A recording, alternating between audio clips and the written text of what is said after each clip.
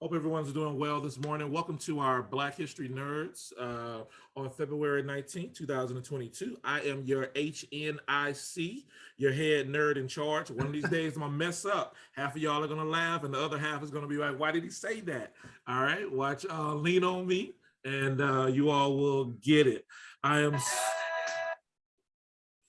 am so happy to present our third Black History Nerds with Dr. Leonard Moore this morning. As you are beginning to plan for next weekend, be sure to sign up and register for Dr. Goldie Muhammad, who will talk about her Black Studies curriculum for K-12 education. So please be on the lookout for that. Register there. Also, on March 15th, on our Research and Race series from 5 p.m. to 6:30 p.m. EST. We'll have Dr.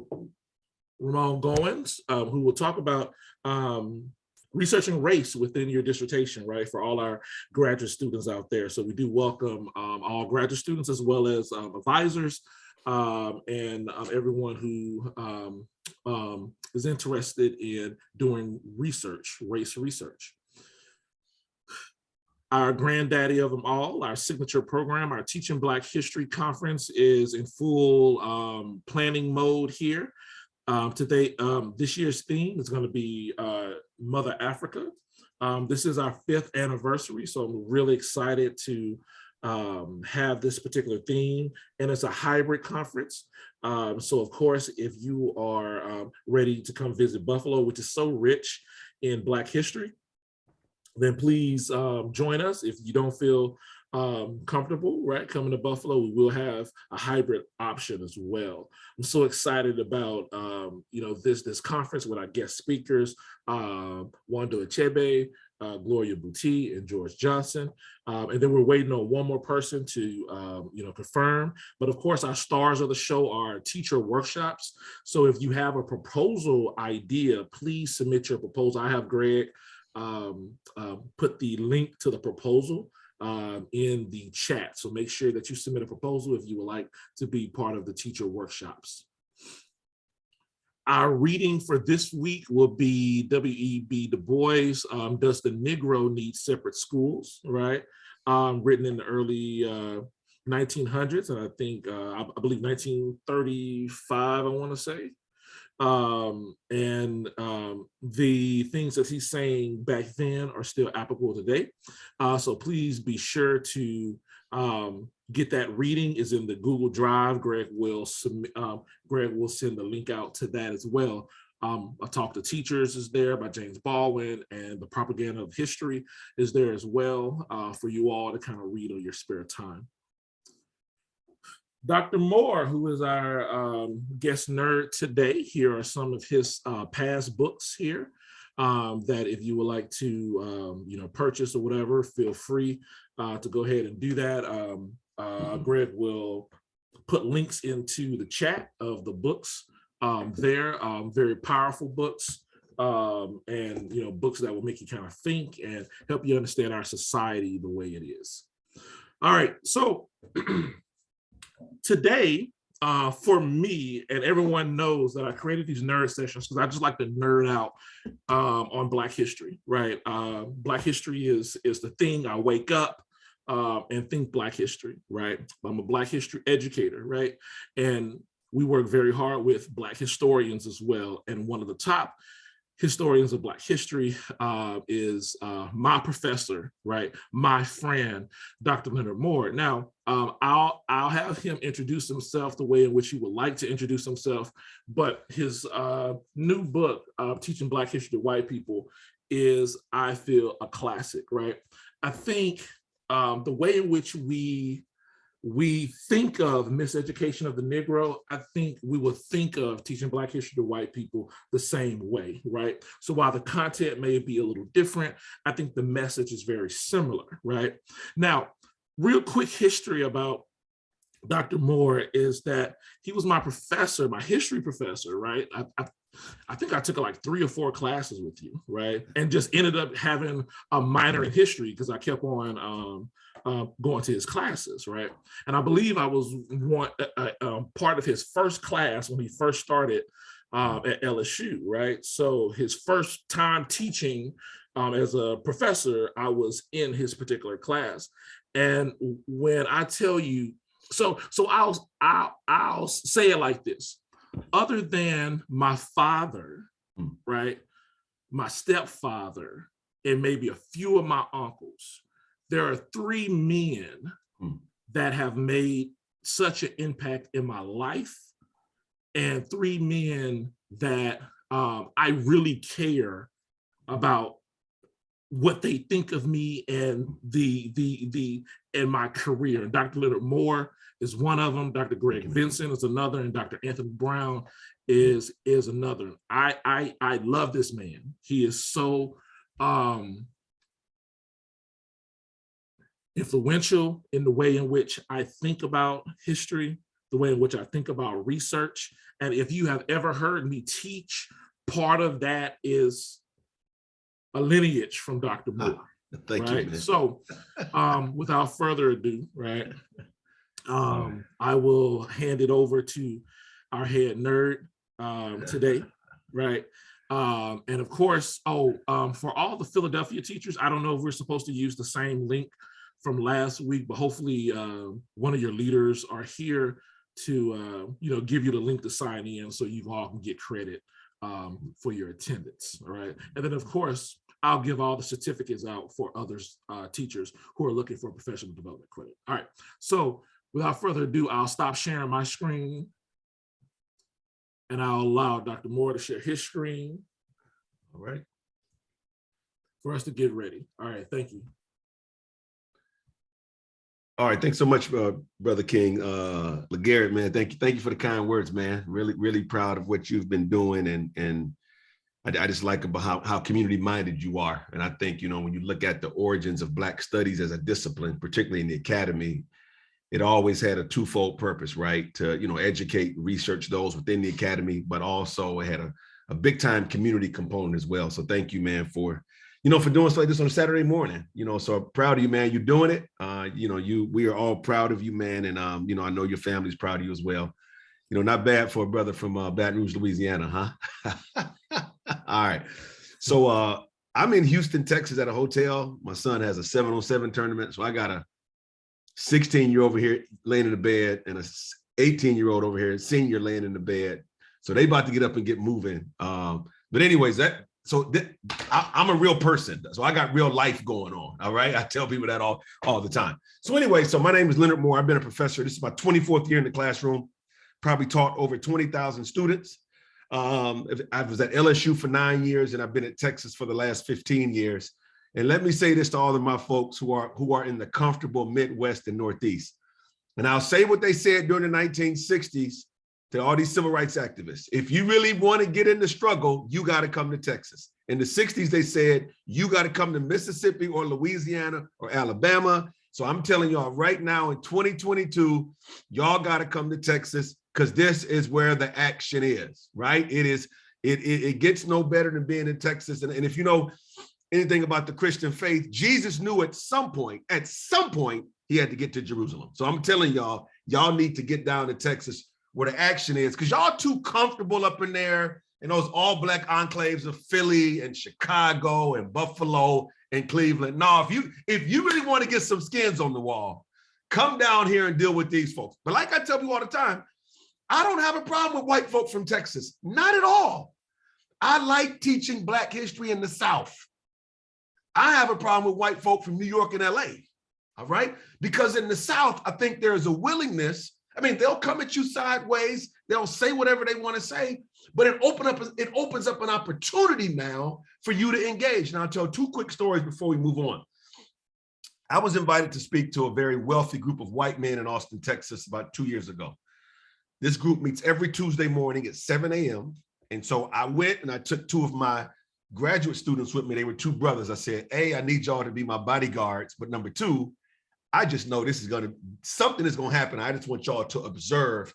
And they said, Doc, why did you go speak to these audiences? Because if I don't do it, who's going to do it? Who's going to do it?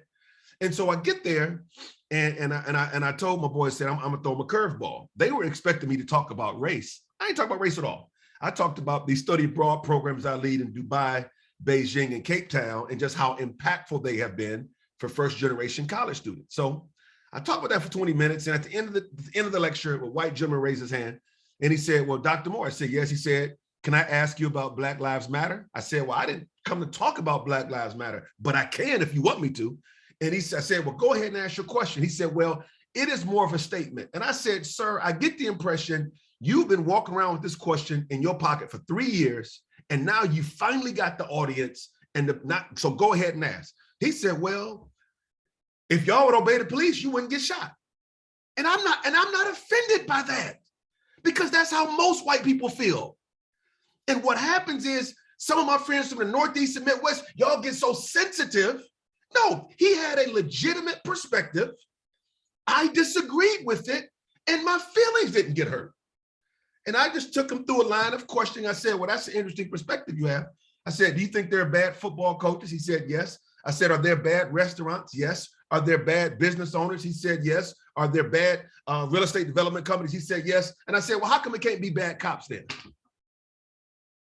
That is why I like living in the South, because they will come at you sideways and you can't crumble. You stay and engage. But what I found dealing with white liberals, quick story. I was at the University of Oregon on an interview about 6 years ago, Dr. King, for a VP job. I knew I wasn't going to take the job because I could tell when I was flying to Eugene, I looked at the trees and I could tell there were no Black people up there. All right. So anyway, it's a search committee of like 9 people. And this white professor who was a avidly professed liberal, he says, well, Dr. Moore, what do you think one of your biggest accomplishments has been at Texas in your administrative role? I said, building a robust Black male initiative, creating a PhD pipeline. We've got about 20 African-American males out, and we have decreased the African-American gender gap on the campus. You know what he said? Well, that seems like a very sexist and gendered perspective to me. And that is my issue with liberals. In the South, we can deal with race issues straight up. But in some of these other places, and these are white liberals, I believe, who don't want to see Black people empowered. They don't want to see Black men empowered in any way, and they twist whatever we do. Let me move on, because I can stay there for an hour. But my point is, I have no problem sitting down to the white Trump supporter. We can sit down, we can watch the game, we can have a meal, and we can have a robust conversation. And I don't find that I'm able to have those conversations with folks who consider themselves liberal. All right, so let's talk about Juneteenth and the spirit of Black innovation. Now, Tom Brokaw, many of y'all remember him. He used to be on NBC Nightly News. About 20 years ago, he came out with this thing where he said, the World War II generation is the greatest generation. No, it wasn't. Not even close, all right? And that's when me and Tom Brokaw fell out. I argue that the greatest generations this country has ever produced is what I call the Juneteenth generation. It is the generation that came out of slavery, and within 10 years, follow me now, within 10 years, by 1875, these folks had built dynamic, prosperous, self-sustaining communities. This is the greatest generation to me. So I don't know if we have any MBA types on here, but I teach a class at the business school in Texas, and we do case studies all the time. So imagine the case study is this. You got to come up with a strategy to help 4 million enslaved people, 4 million, make a successful transition from slavery to freedom, such that within 10 years, they are in self-sustaining, prosperous communities. Now, understand with this case study, they would say, now, they've been a part of an institution in this country that has gone on since 1619. And so in a couple years, this institution is going to be over, and these folks got to make a successful transition from slavery to freedom, not in Canada, not in Ohio, not in California, but where at? In the place of their oppression. And so this is what I call the greatest generation. And I want to take you through 6, 7 things they did, because I think it teaches us a lot. Whenever we use words like creatives or innovate, or whenever we use words like innovation or somebody being an innovator, we rarely apply that to somebody dealing with people, right? It's always some kind of business deal, some kind of technical advancement. But no, understand these people are innovative because check this out. They transition to freedom. They ain't got no map. They have nobody to ask for advice. They can't get on Google. There is no strategy book they can read because nobody has ever done this before on the scale in which they are trying to do it, all right? So again, we're gonna call this Juneteenth and the birth of Black innovation. Here we go. Now, January 12th, 1865. I want y'all, this is, in my opinion, the most important day, one of the most important days in the history of Black America. This building here is in Savannah, Georgia. Edward Stanton, Secretary of War, and General Sherman meet with a group of African-American leaders in Savannah in January 1865. And here's how the meeting goes. Stanton and Sherman say, okay, the war is about to be over. It's imminent that it'll be over. And he asks a simple question. What is it that your people want? Garrison Frazier, the leader of the contingent, 67 years old, product of North Carolina, got his freedom, bought his freedom for $1,100 in 1857, him and his wife. He says, this is what we want. He said two things. And this here, folks, was the roadmap or the strategy for Black America after the Civil War. He said, number one, we want a piece of land, number one. And number two, Sherman asked them, do you all want to live amongst white people or do you want to live amongst yourselves? Frazier says, well, I can't speak for everybody, but many of us want to live by ourselves because we feel we will never get justice being around white people in the South. So he says, we want some property and we want to be left alone. 1 week later, what do you get? You get the 40 acres and a mule legislation that's passed as an outgrowth of that meeting. They didn't want welfare. They didn't want to live in the housing projects. They didn't want food stamps. They didn't want unemployment benefits. They wanted a piece of property because they understood, this is important, because they understood on the plantation, not only were they doing the manual labor, but they were doing the technical labor too. How can a white man from Wales know how to set up a sugar plantation in Louisiana, or a cotton plantation in Mississippi, or a tobacco plantation in Virginia, or a rice plantation in South Carolina? No, they understood that they were skilled in agriculture. So they said, hey, give me a piece of land and get out of my way. So we have always had this spirit of entrepreneurship, innovation, industry in the Black community, right? And we have maneuvered into being beggars. And so understand, Frazier didn't say anything about welfare. He didn't say, well, we want the government to give us a check. He said, give us some land, get out of our way, and we will take care of ourselves. How many of y'all, I know we got some bourgeois folks in here, y'all probably go to Whole Foods and Trader Joe's and you believe that nonsense, the food is organic. Ain't nowhere in hell you can get a watermelon from California to New York without putting some chemicals in it. But anyway, and so here is how they understood. They had some land. They could raise a crop to sell, they could raise their own food, and they could build a house. They understood all of this.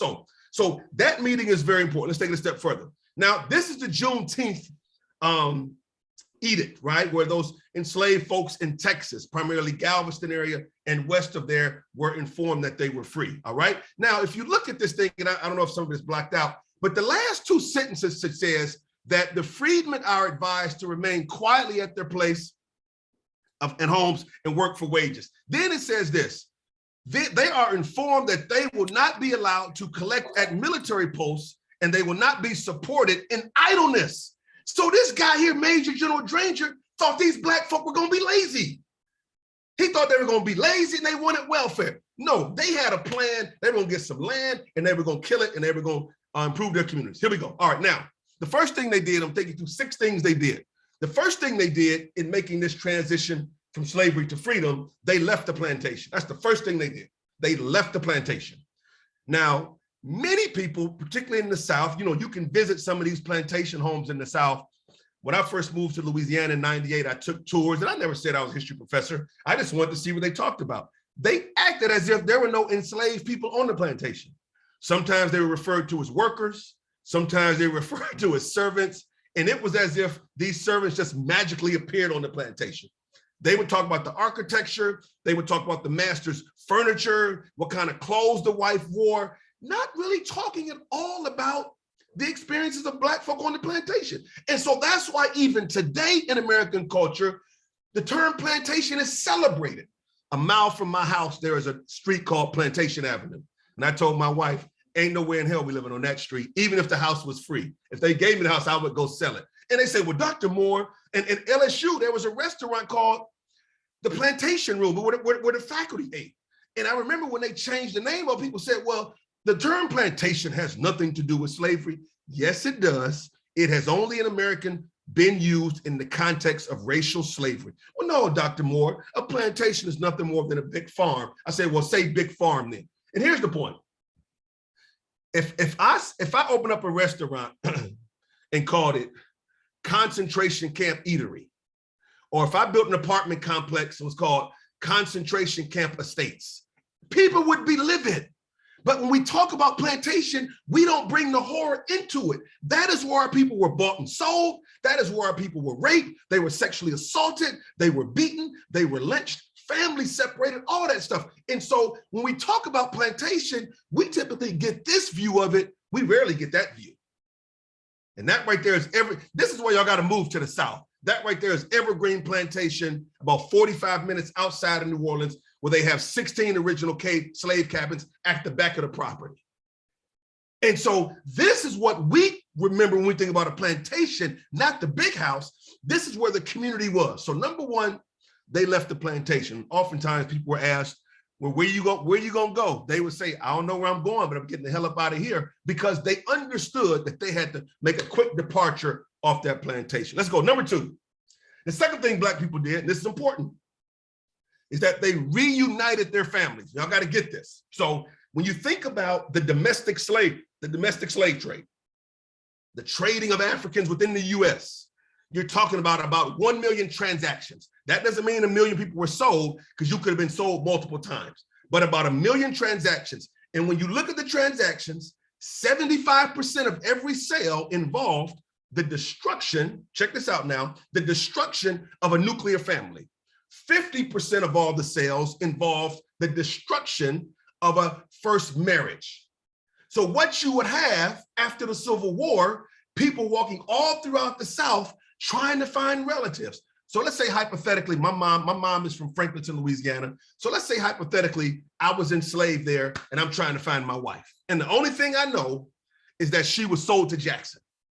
I may walk from Franklinton, Louisiana to Jackson, Louisiana, she ain't there. I may walk from Jackson, Louisiana to Jackson, Mississippi, she ain't there. I may go to Jackson, Tennessee. I am gonna go all throughout the South trying to find my spouse. And in newspapers after the Civil War, you would see ads like this, all right? Information wanted of my son, Alan Jones. He left me before the war in Mississippi. He wrote me a letter in 1853. Listen to this. He wrote a letter saying that he was sold to the highest bidder in Charleston, South Carolina. So you would see these ads of people trying to reconnect families. So number one, they leave the plantation. Number two, they reunite families. Here we go. Number three, again, this is human capital innovation. Number three, here we go. The third thing they did, they changed their names. So if you think about the names of the first 5 presidents, Washington, Adams, Jefferson, Jackson, Monroe. Go find me a white person with the last name Washington. You won't find it. Very, very hard to find a white person with the last name Jackson. And so what happened, these people had slave names. And so guess what they did? I don't want the slave name anymore. You know what? I'm gonna take those names right there. And those names, Washington, Adams, Jefferson, Jackson, Monroe, those are names now more commonly associated with Black people than white folks. You know what's funny? This whole thing about Make America Great Again and all that kind of stuff. How the hell is somebody with the last name Walensky gonna tell Black folk what they need to do? I'm just being honest, right? We've been here, I told one dude, we've been here since 1619. You just came in 1930, but you're gonna tell us what the hell we need to do, right? So I remind these white ethnics, I remind them all the time, you just got here. We can go look at the archives and see when your family came through Ellis Island. So, but they have these claims that they are sort of the real, no, you are a white ethnic from Europe. And so many people don't realize how long Black folk have been here. All right, so number three, they changed their names. And let me say this, and I know y'all don't do this, but I need to throw it up anyway.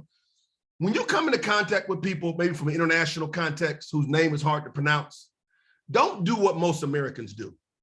we shorten people's name or abbreviate their name without even asking permission. And I think it's disrespectful if you even ask them, can I call you something else? Me and my wife, we had two Korean kids with us, exchange kids. They came to our hosted like 6 weeks. And it would be funny. It would be me and my wife, my 3 kids, and these 2 Korean kids going to church and going to a restaurant. People would just look and I would be cracking up laughing. But I remember she asked them their names.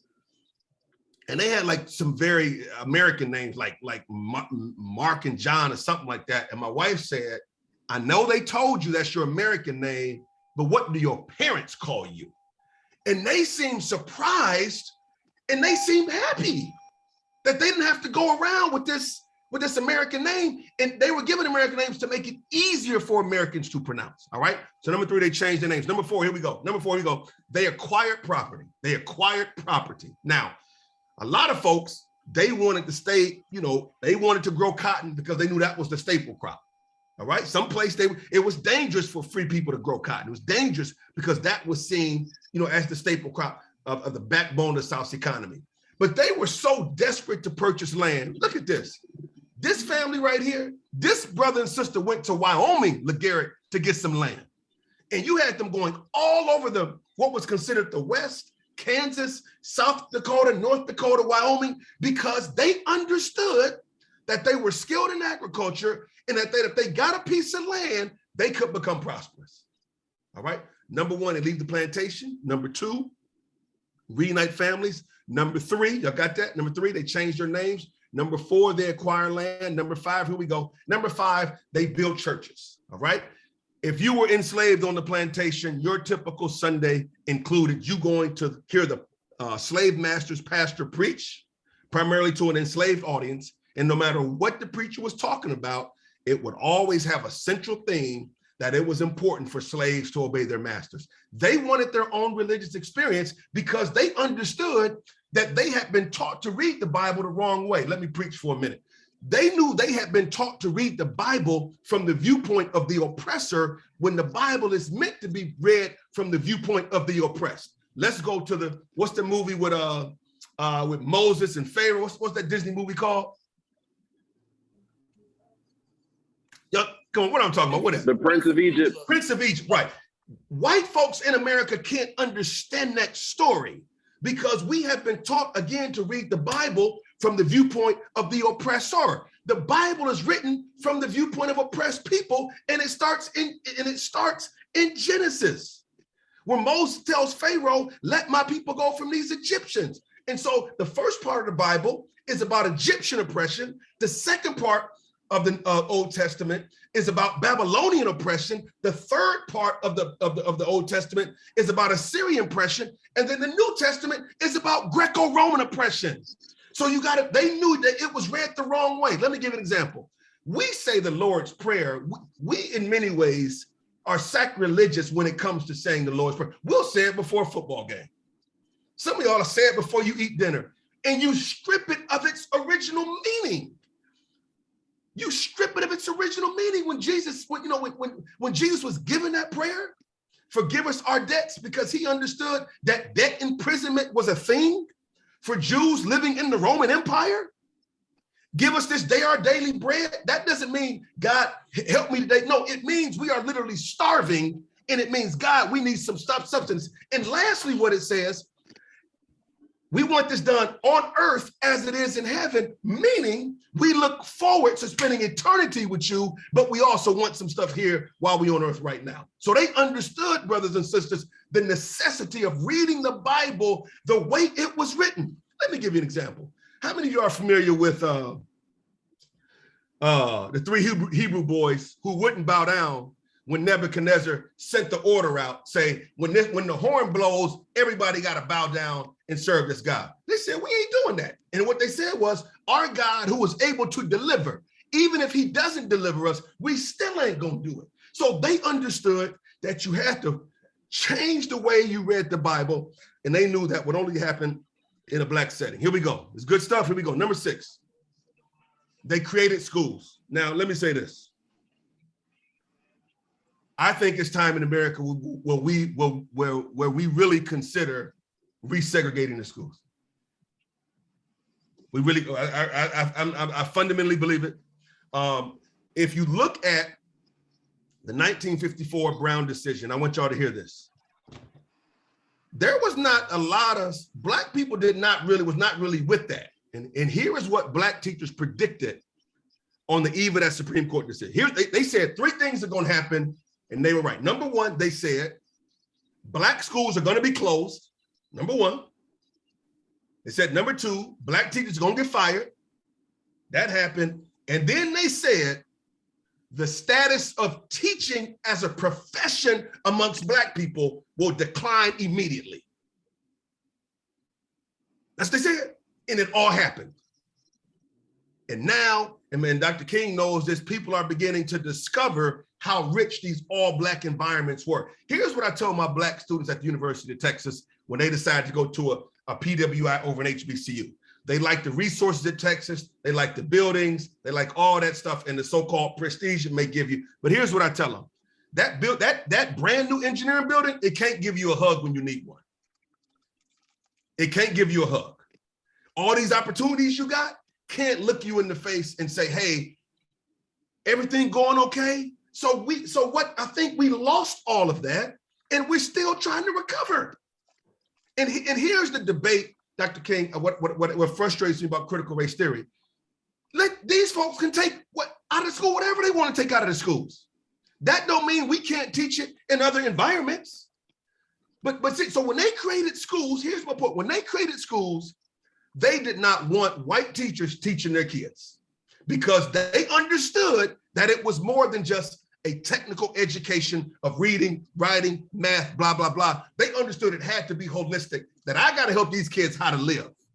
That girl in class should hear that she's pretty, that her hair is wonderful, all that kind of stuff. And we lost it. And the parents now with the biggest complaints about the education of their children, it ain't parents in the hood, it's elite Black parents who put their kids in these all white settings and they wonder why their kid is jacked up. That is child abuse. Let me move on. Number 7, here we go. Last thing they did, y'all gonna like this one. Oh, let me move on. Here we go. They created Black business enterprises, all right? There's always been a long tradition of Black entrepreneurship in our community. Why? Because you couldn't rely upon anybody else. And so right after the Civil War, what you begin to see are these businesses, and nobody knows this history. But you know about Black Wall Street. So pretty much every community, every Black community in the North and the South had vibrant Black business districts, right? Particularly up through the Jim Crow period. But a lot of it is gone now. And so these communities, follow me, were so prosperous within 10 years after the Civil War that white Southerners introduced something that nobody had ever seen before. It's called Jim Crow. Jim Crow. So you implement Jim Crow as a psychological mechanism initially to remind Black people, although you were free and although you may have a little money in your pocket now, you still ain't equal to me. That's the first thing they do. Then they restrict their ability to vote. Then they manipulate the criminal justice system. That's how you get convict leasing.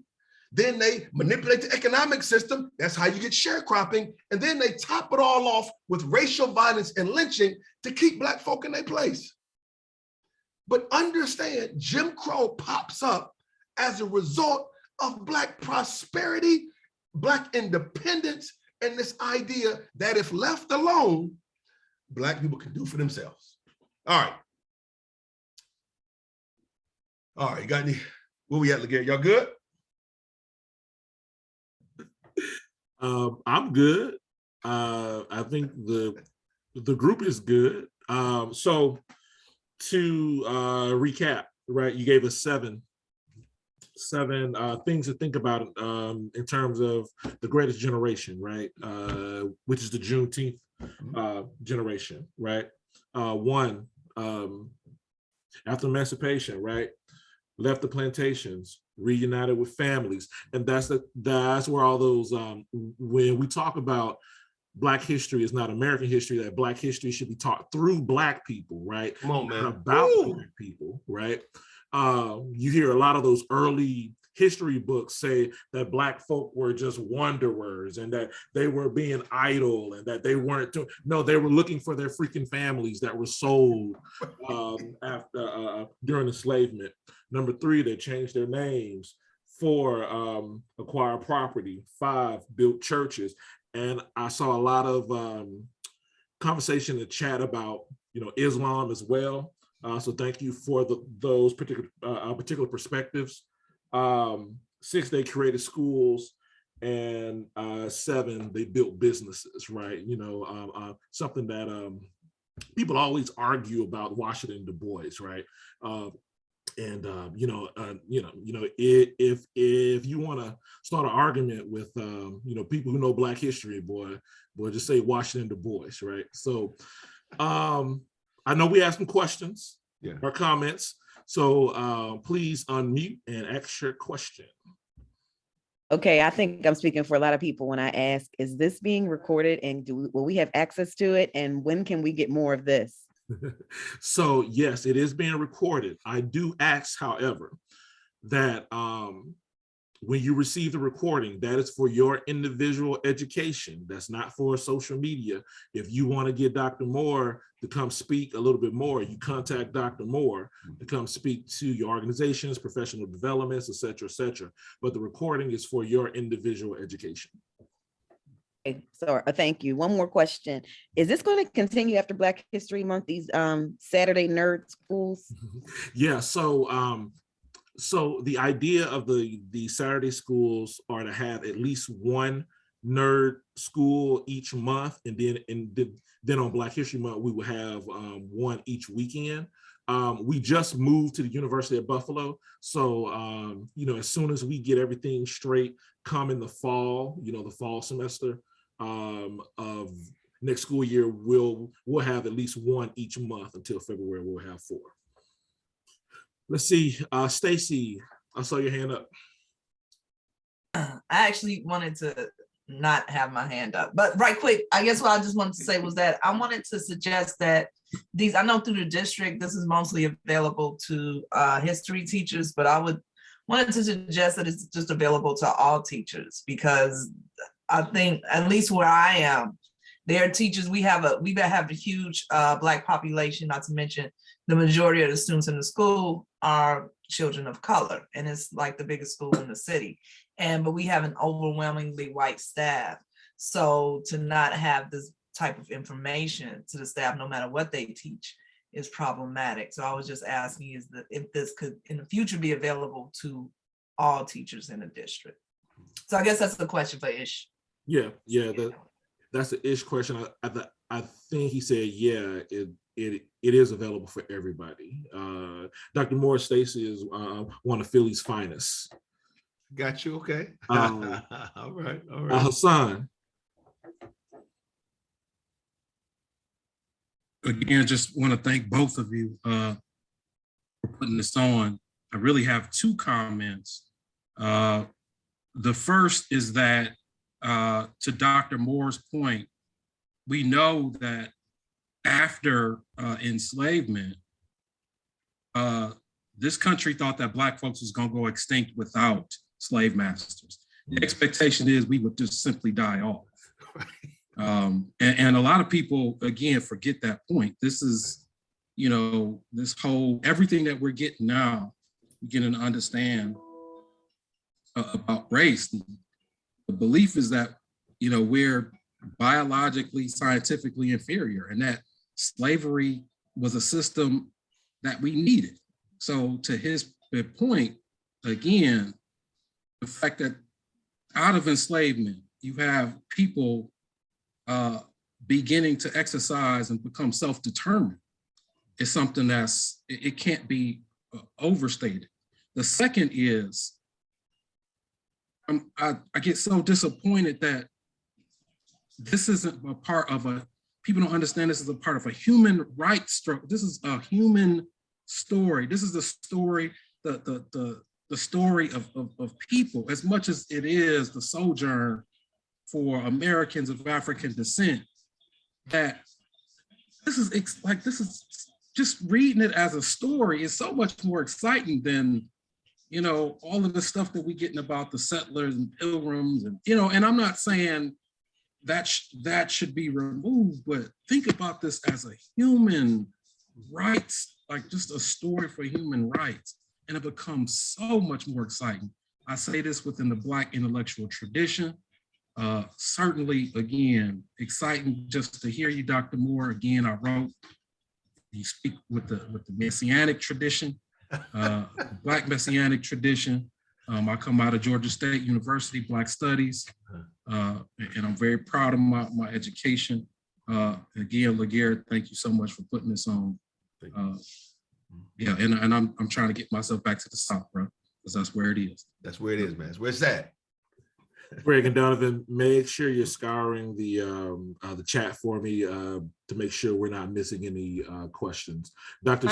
Tracy. How you doing? I'm Tracy. All right, how you doing? I have a question that I would like a response from like a collegiate point of view. So I engage myself with children who have been exposed to an African-centered upbringing, schooling, community activities, thoroughly engaged in African-centered knowledge of self and whatnot. What would you say in response to someone going into college, applying to schools that, you know, they want to entertain the PWIs and they want to, for the exact reason that you mentioned before, Dr. Moore, you know, the access, and it's legit, it's valid, big buildings, gyms, whatnot, you know, excellent dorms, versus an HBCU that might be struggling. And especially where I'm at in Philadelphia, if you heard in the news, a murder was just recently, unfortunately happened on campus. What would you? Let me say this. Respond to that student? If every Black student in America wanted to go to an HBCU, we wouldn't have enough space. We wouldn't. Absolutely. All right. Number two, all HBCUs aren't equal. Some need to close. Absolutely. All right. You know, some we need to turn it into a museum, quit collecting tuition and all that kind of stuff. Let's just celebrate what we've done. So with that, number three, we need Black people everywhere. We need them everywhere. You know what I mean? And I want to be careful. I don't think any Black kids should be critiqued for going to a PWI because there are resources there, right? No, there are resources there. Get in. Right. What's that? And I said, especially to those that they can get in, they can get into any school they want.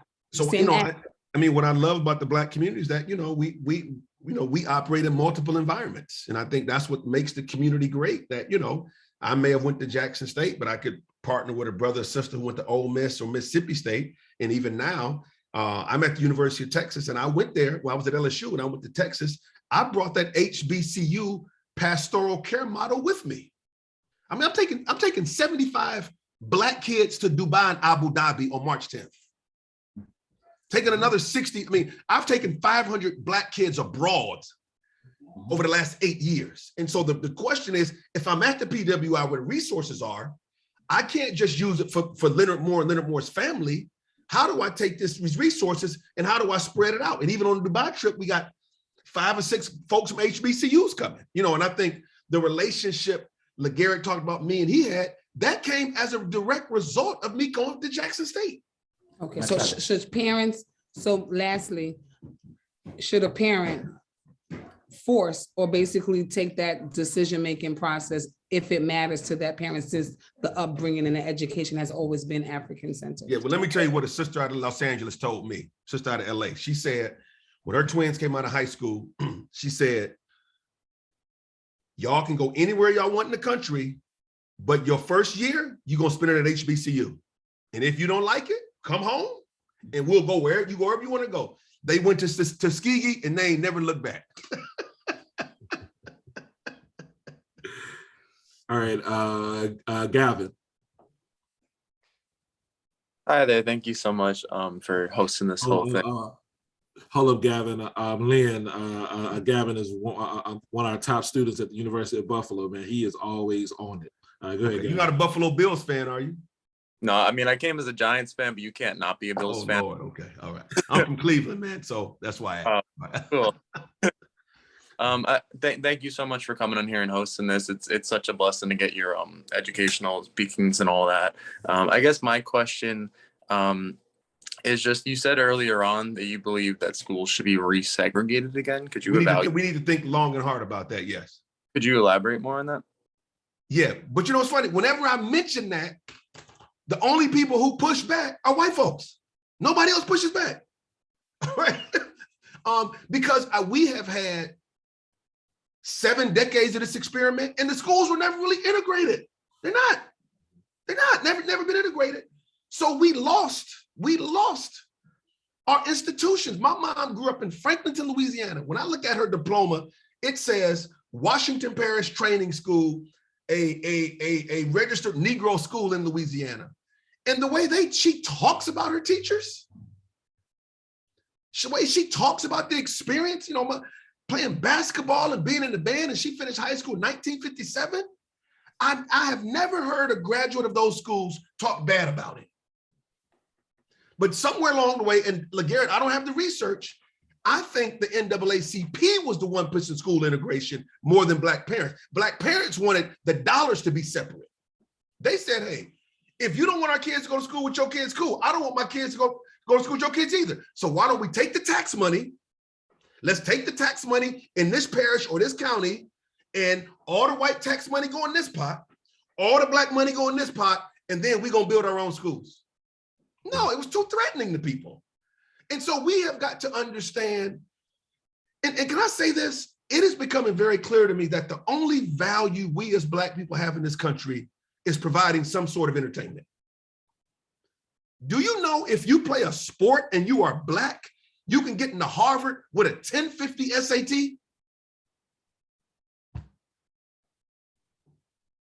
1050.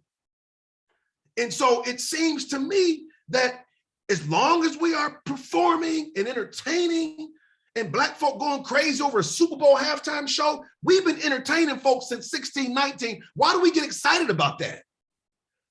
And then the performers you got up there are filthy. Snoop ain't never put nothing positive in the community. Dre ain't put nothing positive, and 50 Cent ain't put nothing positive in there. But we are so distorted that we celebrate the right to perform. And so the sister was talking about the African-centered education. We need, here's where I'm at with Black folks. We just need to start with the kids. we need to start with kids. But I really think we need a holistic. Do you know what it means when a teacher, when a school environment tells the Black girls that they are pretty and affirms those boys? Let me tell you one quick story and I'll move on. So when I was at LSU, LeGarrette was gone. This was 04, 05, 05, 06. After Katrina, me and my boy, Wayne Williams, LeGarrette, we started a Saturday school in Baton Rouge, Louisiana. Now, the word on the street was that after Katrina, a lot of New Orleans folks came to Baton Rouge, all right? And so we said, man, we're gonna go to what is statistically the worst middle school in Baton Rouge. It was Prescott Middle School. And I said, man, let's set up a program for these boys. We'll bring them to campus. So me and my boy go to the school, meet with the principal. We said, we want to set up a Saturday school. We're going to bring these boys to LSU's campus every Saturday morning. The university gave me no money, but guess what they gave me, which is more valuable than money. They said, Dr. Moore, we don't have no money to give you, but you just let us know what building you want open and you can do whatever you want to do. The building's got technology, they got air conditioning, they got everything in there. So check this out. So we met with the principal and I said, we want your worst 50 boys. The worst 50. She said, no, you don't. I said, yes, we do. And I said, we'll come back next week, with some information on the program. She said, Dr. Moore, if you'll wait here, I'll call the young men down right now. And you just hear the brothers coming through the hallway. So we talked to them and we said, we're going to launch this program next Saturday. Now, mind you, these kids 1 or 2 grade levels behind, not really interested in school. The first day of the program, I go to LSU, my boy, we had a 55 passenger coach bus. My boy goes to the middle school to meet the boys. And I'm at the campus, I got like some donuts and stuff ready. I don't know if we're gonna get 5 kids, 10 or 15, but I remember what the Bible said, don't despise small beginnings, all right? So I kept calling my boy, he didn't answer. I'm like, man, he probably trying to find some kids. He finally called me. I said, hey man, how many kids we got? He said, man, we got 47. What? So they get to the campus. It was supposed to be middle school boys. We got 4 and 5-year-olds getting off the bus. I said, hey man, what the fuck? We not running a preschool. He said, man, you got to ask him. One brother in 8th grade named Jamarcus. I said, Jamarcus, who are these kids? He said, those are my brothers. Why'd they come? He said, well, my mama said if I was going, I had to bring them. And I loved it. But check this out. Those boys came there every Saturday for 12 weeks. One morning, I got a call. The police had arrested 2 of our guys, had them in the back of the car in front of the middle school. And they said, well, call Mr. Moore at LSU. They called me. I said, officer, why did you arrest him? He said, because they broke in the school. I said, officer, the school is raggedy. Ain't nothing in there to steal. And I said, what did they, I asked the guy, I said, man, what did y'all do? He gave him the phone. He said, well, Dr. Moore, we just broke in there to get our backpacks. But my point is, these kids are brilliant. We took them to Houston one weekend, last story, and we were on the bus, and there was a small Mercedes-Benz that passed us. And I asked one of the guys, 5th grade, 6th grade, I said, hey man, can you put 22-inch rims on that car right there? Him and his boy look out the window. Now they flunking math now. The one boy says, no, Mr. Moore, you can't do it because the car is too small. It can't hold the rim. And you know, as long as you went forward, it'd be okay. But if you turn the corner, the car may tip over. His boy says, you can do it, Mr. Moore, if you jack the suspension in the car up in the back 2 inches. That's the brilliance we're talking about. All right, so we have a few more questions, but real quick for the point about Brown, you know, of course, we have all this documentation that Brown was a Cold War prerogative because the Russians were, you know, spreading propaganda, you know, about, well, why are y'all, you know, siding with the Americans if they're treating their Black citizens like this. Right. And also, when I was at Clemson University, I had a panel of people from the community who were the first to integrate schools, because South Carolina didn't do it all deliver speed until the 70s. And one of the students asked a really good question and asked the panelists and said, hey, how did you handle racism from your classmates? And overwhelmingly, the panel said, we didn't experience racism from our classmates. They were in elementary school. They said, we experienced racism from our teachers. Wow. Right. So you had a group of teachers that did not want to teach, right, these quote unquote you know, these new students coming in to these integrated schools. And therefore, if you know that, I know someone put the Coleman report in the chat, but if you notice, the achievement gap language began in the 70s when all these schools began to integrate. So instead of increasing, you know, their knowledge around these particular students, they blame the kids. Absolutely. So we had Margot. Oh, okay. I wanted to say that you're awesome, and I totally agree with you. I went to Clark Atlanta University. Okay. And I remember that so many people from like Georgia State would come to our campus for the cultural experience. Right. I find it odd, I've gone to PWIs for graduate work, that as soon as we sit next to maybe another minority, a white person, it's a problem. Where'd you get your scholarship from? How'd you get here? Yeah. But as soon as we're bouncing a ball down the court or throwing that football down the field, it's not an issue. And we make all that money for those PWIs, where that's why they have the better labs. That's why they have the better facilities.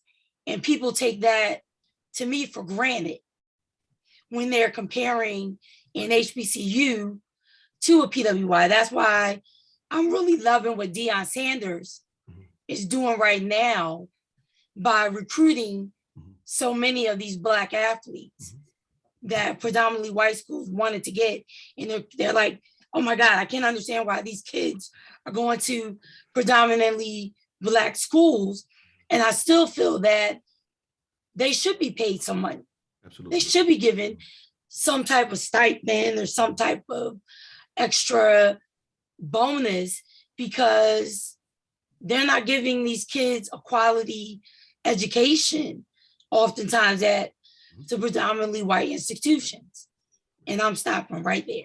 Friend of mine said playing ball at a big school is kind of like being in prison. You go there for 5 years, you come out with nothing. You have no marketable skill whatsoever. And all you do is reflect upon your time playing ball. Lynn, can you give us 5 more minutes of your time? I have a few more questions. Okay. And I'll try to keep my answers short, man. All right, Naisha. Ms. James. Yes. Thank you so much. LeGarrette, I want you to know Baton Rouge, born and raised off Canonica Street, right off Winburn. Okay, so you know where I'm from.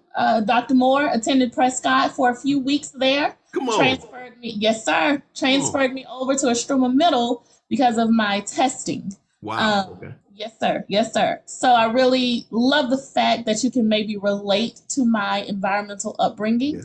Yep. I'll say this before you go, Ms. James, don't be messing with me like with Naisha. Don't mess with her. I'm telling y'all, don't mess with her. Go ahead. This is what the white people don't understand, LeGarrette. This is why I always find myself in trouble. So where I am right now, I teach. Well, I'm a former teacher, Fort Worth, Texas. So suburbs of Fort Worth, and I don't know if you guys are aware, but there are some very affluent suburbs north Fort Worth. South Lake has been in the news. Right down the street, that's Northwest Trophy Club, those types of affluent areas. That is where I had my educational career. One of the hardest things that I am facing, the white saviorism that I see present in the public school, which is racist in its root, and it is so detrimental to our students. And then 2, the unsafe environment or the toxic environment for the Black educator. I have found myself so often in a space where I had to express I cannot advocate for my students because I cannot advocate for myself. I am in a space daily where I am dealing with your microaggressions. You do not understand my culture. You do not understand my students, and you minimize my input. And I'm constantly seeing the harm that's being done to our children. I am an advocate for desegregating schools. Got myself in a little hot water because I flat out told the principal, put all the Black kids in my class because what's happening right now is ridiculous. They probably want to do it anyway. I mean, the room, I was in a building where I was the only Black teacher on the campus, had been the only Black teacher on the campus for years. My students had never had a Black teacher. Wow. So this is what I'm dealing with. I would go to district meetings. I am the only Black teacher across the district in the room. We have the diversity and inclusion committee being headed by a white woman. So these things are just so problematic, outrageous, downright insulting. To where I'm in a space where I need tools. And so my question is, do we have some sort of something like this where we're getting tools to help us maneuver through these things? Because they are so draining. They are so oppressive. And a lot of times we are just this one sole voice. We are labeled as problematic, difficult, uncoachable. This is my livelihood. This is my career path. Do I leave my students in this space that I know is unsafe for them, which ultimately I had to do because my mental, I couldn't do it anymore. So where do we move when we're in spaces like I am? Like, you guys know where I'm from. You know I choose violence. And then I'm in these situations with these people and having to go in day after day after day. It's too much for a person. So Naisha, some things some environments you got to get out of. And my biggest frustration with African-American parents who move into those areas, they assume it's a good school because the building is nice and because they got resources. Yes, sir. And the problem is they won't advocate on behalf of Black teachers. And what has also got me upset about Black parents, some of them don't want Black history taught because they said it makes my kid uncomfortable. And so all I'm saying is, Naisha, there's some environments you got to, like Jesus said, shake the dust off your feet and keep it moving. All right. And I did see Stacy with an E. Her name was up, but I don't see her anymore on the call. Are you still here? Okay. All right. Greg and Donovan, do we have any pressing questions in the chat? I don't think so. I think some of the answers have already been, other questions have already been answered. So. All right, great. Well, ladies and gentlemen, thank you again for attending. Let's give Dr. Moore a round of applause. Thank you. And thank you. And, Thanks a lot. And you all will be receiving the recording very soon. For those who need their certificates, you'll receive the certificates later for your PD credit. For those Philadelphia teachers, make sure you sign in and sign out.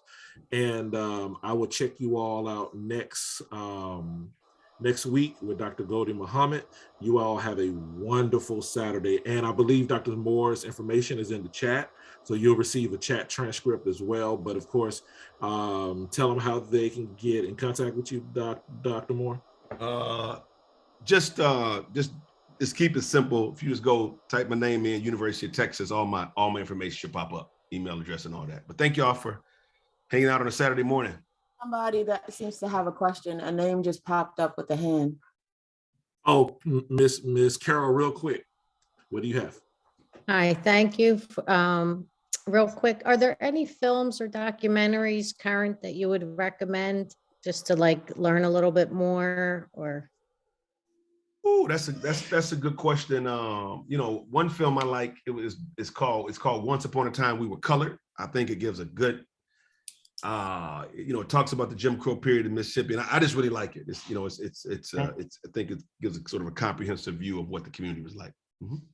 okay. Oh, thank you so much. Right. Thank you all. Thanks so much. All right, y'all. Bye. You have a wonderful. Thank you, Leon. We appreciate you.